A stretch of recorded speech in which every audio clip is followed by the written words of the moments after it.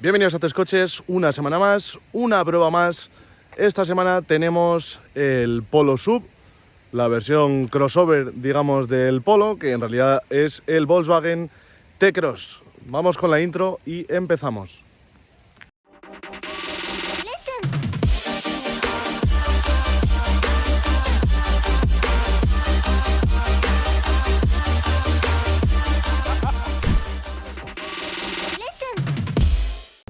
Empezamos con el diseño exterior como siempre y como podréis ver, aunque esto es, o lo llamamos así, el Polo Sub, en realidad poco tiene que ver con él.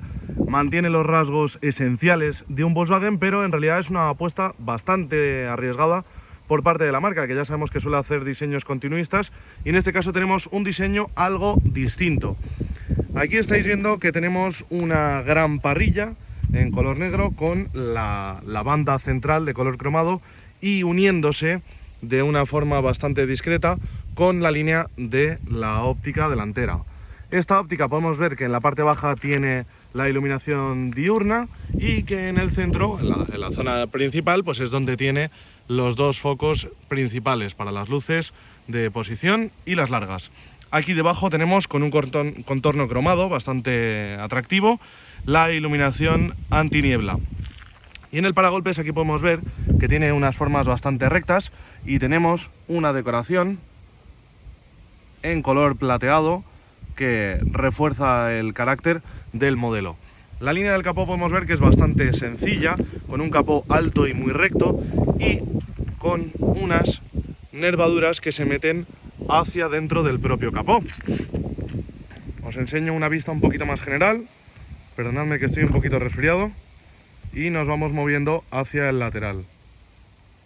Así podéis ver las llantas y ver también, por ejemplo, que en esta vista lateral tenemos los espejos retrovisores en color negro y todo el contorno del acristalamiento por la parte inferior en cromado, con una nervadura que sigue exactamente la misma línea del capó, con formas marcadas hacia adentro y hacia afuera. Y nos vamos a la parte de atrás, que es probablemente lo más característico de este modelo. En la parte trasera tenemos unas ópticas completamente distintas a las de cualquier otro modelo de Volkswagen, con la banda en color negro que une los dos pilotos y con, en general, un color bastante oscuro para todo el piloto izquierdo, derecho y la unión. Las ópticas, como veis, son completamente distintas. En realidad tenemos dos, una a cada lado del portón del maletero, pero están unidas por esa franja que además está exagerada de una forma bastante notable. Atrás vemos que también continúa la misma decoración en color símil aluminio, y en la parte alta, lo estaréis viendo, tenemos un pequeño, digamos, alerón que sobresale y que está acabado en color negro brillante como los espejos retrovisores. Os voy a seguir enseñando el exterior de una forma un poco más general para los detalles que os hayáis perdido. Pero, como os iba diciendo, en realidad es una apuesta bastante atrevida por parte de Volkswagen, porque es un diseño algo más diferenciado de lo habitual en su gama. Ya sabemos que hacen coches muy parecidos entre ellos y que mantienen mucho el equilibrio entre modelos, y esto es muy distinto al Polo, que es sobre el que se basa en cierta medida, y es muy distinto también al T-Roc, que es su hermano mayor, y al resto de modelos de la gama, como por ejemplo el Tiguan. Ahora vamos a ir para adentro y vamos a verlo en detalle. Si abrimos la puerta nos encontramos con lo habitual en un sub, y es que tenemos una puerta de grandes dimensiones, con un hueco muy amplio y muy regular, además de una apertura muy marcada de la puerta para tener un buen acceso. La altura es de 18 centímetros, así que estamos ante un sub, pero tampoco un sub de inclinación off-road, sino más bien para un uso urbano. Primer detalle por aquí es que tenemos un asiento que, aunque nos recuerda al del Polo, está 10 centímetros más alto.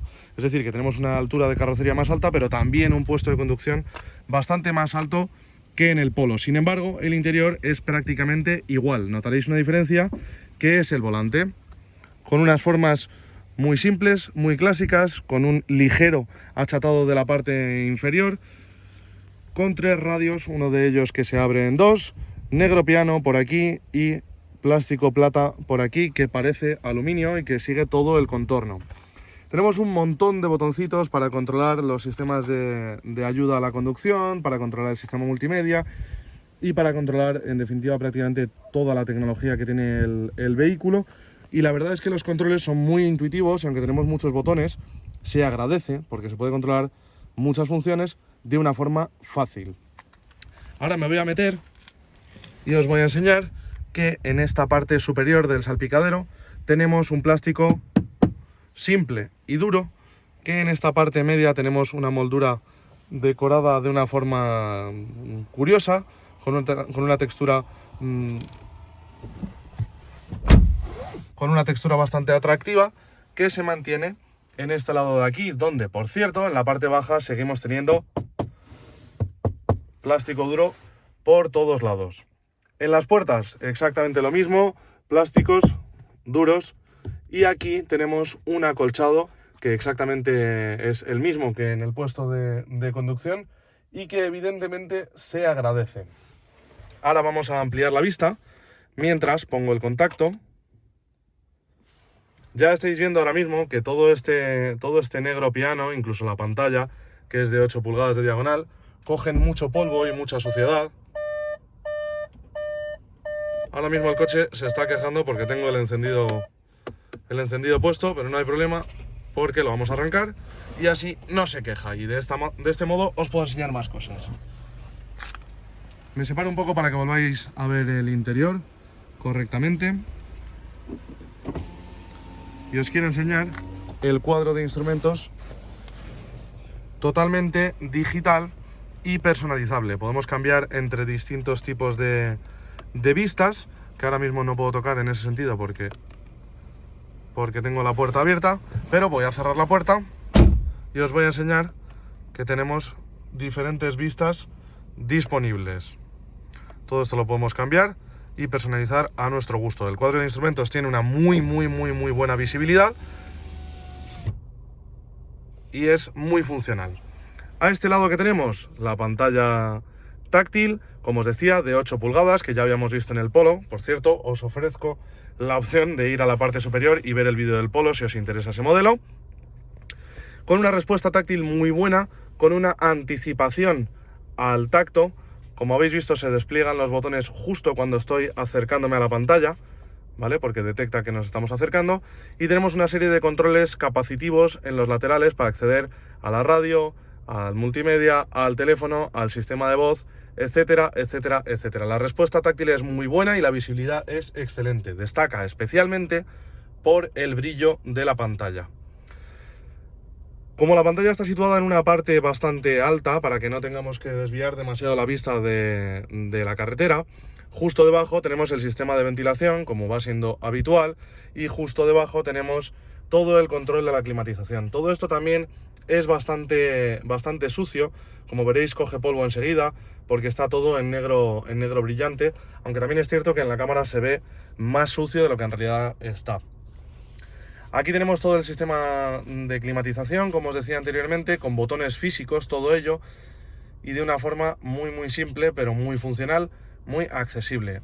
Aquí tenemos la desactivación del Start and Stop y los sistemas de aparcamiento, de asistencia en el aparcamiento. Aquí el sector de modos de conducción, que aparece aquí en cuanto le pulsamos, con diferentes opciones. Y si seguimos bajando, lo que nos vamos a encontrar es el hueco portaobjetos con sistema de carga inalámbrica y con 2 puertos USB. Muy bien, porque si somos 2 ocupantes, ¿cuántos puertos USB necesitamos? Efectivamente, 2. Y aquí abajo tenemos el control del encendido por botón. Ahora me vuelvo a alejar y vais a ver que tenemos freno de mano manual y 2 huecos portavasos aquí con otro pequeño hueco. La palanca de cambios del cambio de DSG automático de 7 velocidades. ¿Por qué tenemos freno de mano manual? Pues muy sencillo, porque estamos en la plataforma MQB-A0 y no admite un sistema de freno de mano automático, eléctrico. Ahora vuelvo a ampliar la vista para que veáis bien los asientos con regulación en altura. Y desde aquí ya estáis viendo que en el centro tenemos evidentemente una guantera entre el conductor y el acompañante que, por cierto, podemos desplazar hacia adelante para que nos sirva como base para reposar el codo. Os vuelvo a enseñar una vista general del interior y ahora nos vamos a ir a la parte trasera. Aquí veis la parte trasera, de nuevo, con una apertura muy regular y con una puerta que se abre bastante para que tengamos un muy buen acceso. Vamos a ir aquí, como siempre, para que veáis que no tenemos ventilación en la parte trasera, pero sí tenemos un pequeño hueco portaobjetos. Y en la parte inferior, esto sí es un acierto, tenemos 2 puertos USB. De nuevo, cuantos más puertos USB haya, mejor. Tenemos un túnel de transmisión muy marcado que nos va a obligar en la plaza central trasera a abrir las piernas y ocupar, evidentemente, el espacio de los laterales. Y aquí podéis ver que los asientos tienen una base de la espalda bastante marcada para que tengamos mayor comodidad en las plazas exteriores, y que en la zona central, sin embargo, lo que tenemos es una base mucho más normal y algo saliente. Evidentemente, en las plazas exteriores vamos a tener bastante espacio para la espalda, para el alto y para las rodillas, como podéis ver aquí. Pero sí que es cierto que la plaza central es bastante más incómoda y bastante más estrecha. Para viajar 2 ocupantes, estupendo. Y si vamos a llevar un niño pequeño detrás, bien. Si va a ir un adulto, entonces quizá tengamos complicaciones. Y se echa de menos que aquí haya un reposabrazos, que en este caso no existe. En las puertas, como estáis viendo, los recubrimientos son exactamente los mismos que en las plazas delanteras, así que tenemos plástico duro, incluso en la base donde reposa el codo, que es plástico duro. Así que ahora nos vamos al maletero. El maletero tiene apertura mecánica, no se abre mediante ningún sistema eléctrico, y aquí podemos ver que tiene una muy buena capacidad, concretamente 34 litros más que en el caso del Volkswagen Polo, con unas formas muy regulares, con el paso de rueda aquí bastante marcado, pero dejando un hueco adicional, aprovechando al máximo el espacio. Detalle interesante es que aquí tenemos un gancho, aquí tenemos otro, y en los otros dos, y en el otro lado otros 2 iguales, para poder transportar la carga de una forma más cómoda. Los asientos de las plazas traseras no los podemos abrir, no los podemos tumbar desde aquí, pero los podemos tumbar desde la parte posterior y dejar un piso prácticamente plano. Aquí, si desplegamos esto, nos vamos a encontrar con que tenemos un doble fondo con un kit reparapinchazos y un hueco enorme para las versiones que llevan rueda de repuesto. Dato importante es que esta segunda fila de asientos, que está dividida en 1/3, 2/3, la podemos desplazar de forma longitudinal para dar mayor capacidad al maletero. Eso es un detalle muy interesante, y más en un modelo de unas dimensiones reducidas. Me vengo ahora, como siempre, al interior del coche para contaros mis impresiones respecto al comportamiento dinámico y a la mecánica que me han dejado. Como os decía, esto es un Volkswagen T-Cross. Esto parte sobre la base del Volkswagen Polo y utiliza exactamente la misma plataforma MQB A0. Es decir, que estructuralmente es el mismo coche que un Seat Ibiza, que un Volkswagen Polo, que un Seat Arona, y de hecho este coche tiene la misma relación con el Polo que el Arona la tiene con el Ibiza. Es decir, se ha tomado la misma plataforma, la misma base y un desarrollo prácticamente idéntico para hacer un SUV. Como ya os he contado anteriormente, esto tiene una altura libre al suelo de 18 centímetros, que no es excesiva, es más bien poco, pero es más alto que un Polo. Y evidentemente esto ayuda a que podamos salir de la carretera, aunque no podemos pretender hacer maravillas con un coche de este tipo en off-road. Pero además de ser más alta la carrocería, también es más alto el puesto de conducción. Frente a un Polo, este coche tiene el asiento 10 centímetros más arriba, así que la sensación que vamos a llevar es de que estamos por encima del resto de turismos del estilo del Polo. Me ha gustado mucho el diseño, como os decía, sobre todo porque es un atrevimiento por parte de Volkswagen para lo que nos tienen acostumbrados, el salirse de su línea habitual y hacer algo un poquito distinto.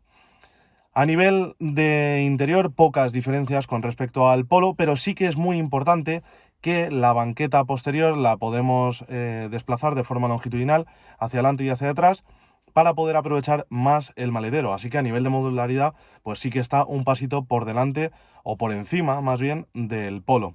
Y a nivel tecnológico, pues exactamente lo mismo que en el Polo, muy bien por parte de Volkswagen, aunque sí que es verdad que tanto despliegue tecnológico no está acompañado por los acabados interiores, que son más bien sobrios y sencillos.